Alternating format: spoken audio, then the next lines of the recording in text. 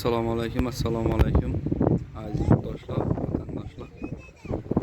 Yana baliqlarga qaranglar. Oho, tiyinda kattalar yurtdi. Baliq ishqibozlari yana biza yoshlar ko'lindamiz. Xudo xolasa hozir qarmoqimiz sho'roq quramiz. Oho, tiyinda katta baliqlar ko'rinib turibman endi men telefonimda. Xudo xolasa rezultat bo'lsa ko'rib boraverasizlar. Qarmoqimiz quramiz hozir. Mustafa xudo xolasa aldılar yine balık işgazlar o kettiler ekan ay. Malades yine. Yine ortaklar. Yaşlar gölünde.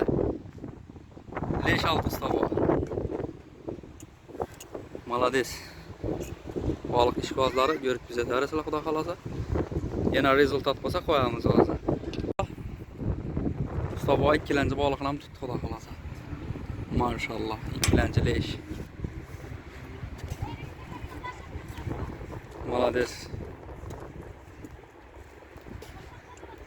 Ağamız öte derecede balığa kızıkılçan adam ekan. Yine ikilence leşlerinden aldılar yaşlar gölünde. Malades. Mustafa yine malades. Üçüncü leş. Maşallah. Abonaçılara gözlesi ver ala bana. Leşleri, üçlencisini.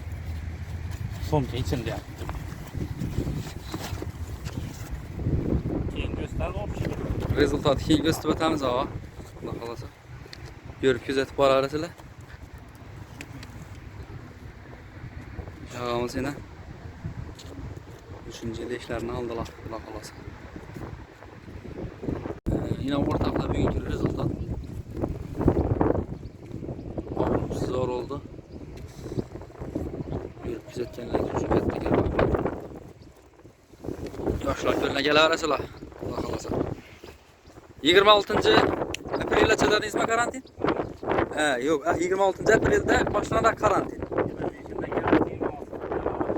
25'inde kelasiz ekan, 26'sından 31 maygacha karantin o'rtoqlar. Shumasa kelib qarmoq tashlashingiz mumkin bemalol. Endi bizlar ham eshitganimiz bemalol deb aytmayman.